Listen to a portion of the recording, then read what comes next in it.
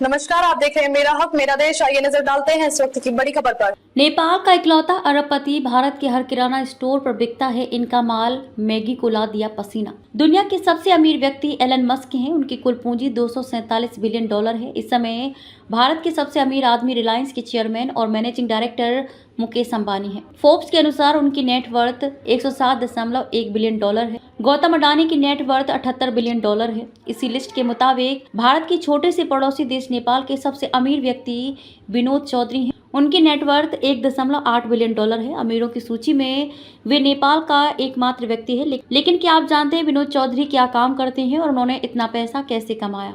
Forbes के अनुसार विनोद चौधरी नेपाल के सबसे अमीर व्यक्ति हैं और देश के एकमात्र अरबपति भी हैं। उनकी पहचान मुख्य रूप से प्रसिद्ध इंस्टेंट नूडल ब्रांड वाईफाई के संस्थापक के रूप में होती है, जिसने भारत में मैगी जैसे बड़े ब्रांड को भी कड़ी टक्कर दी है। संभव है कि उनकी पहचान मुख्य रूप से प्रसिद्ध इंस्टेंट नूडल ब्रांड वाईवाई के संस्थापक के रूप में होती है, जिसने भारत में मैगी जैसे बड़े ब्रांड को भी कड़ी टक्कर दी है। संभव है कि आपने भी कई वाईवाई का स्वाद चखा हो। फोर्ब्स के अनुसार उनकी कुल संपत्ति लगभग 15,000 करोड़ रुपए से अधिक यानी कि 1.8 बिलियन डॉलर आंकी गई है। जीआरडी टाटा सिली प्रेरणा। विनोद चौधरी का जन्म काठमांडू के एक ऐसे परिवार में हुआ था जिसका पेशा व्यापार था, इसलिए बचपन से ही वे बिजनेस की तरफ खास झुकाव रखते थे। इसके अलावा उन्होंने जीआरडी टाटा और अमिताभ बच्चन जैसी महान हस्तियों से भी प्रेरणा ली। चौधरी की सफलता की कहानी बताते हैं कि कड़ी मेहनत और सही सोच के साथ हर सपना सच किया जा सकता है। चौधरी की जीवन का सबसे बड़ा मोड़ तब आया जब वे थाईलैंड यात्रा पर गए। वहां उन्होंने देखा कि इंस्टेंट नूडल्स बहुत लोकप्रिय हैं। इस अनुभव ने इन्हें प्रेरित किया और उन्होंने नेपाल में वाईवाई नूडल्स की शुरुआत की। वाईवाई जल्द ही न केवल नेपाल बल्कि भारत और अन्य देशों में एक प्रसिद्ध ब्रांड बन गया। भारत में मैगी का वर्चस्व होते हुए भी वाईवाई ने अपनी एक खास पहचान बनाई।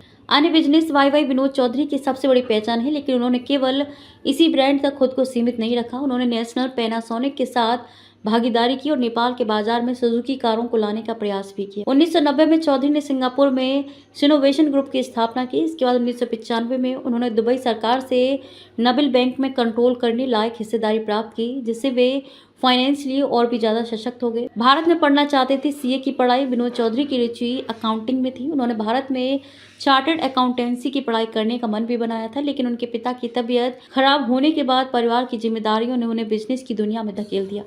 विनाशकारी भूकंप में किया पुण्य का काम। विनोद चौधरी केवल एक सफल व्यवसायी ही नहीं बल्कि एक परोपकारी व्यक्ति भी हैं। उन्होंने 2015 में नेपाल में आए विनाशकारी भूकंप के बाद प्रभावित लोगों की मदद के लिए बड़े पैमाने पर योगदान दिया। उन्होंने भूकंप प्रभावित क्षेत्रों में घरों और स्कूलों के पुनर्निर्माण के लिए 20 करोड़ रुपए से अधिक का दान किया। इसके अलावा उन्होंने लोगों को आवश्यक वस्तुएं जैसे जूस के डिब्बे और वाईवाई नूडल्स के पैक भी मुहैया कराए। चौधरी का मानना है कि समाज को वापस देना आवश्यक है और उनके ये प्रयास इस बात का प्रमाण है।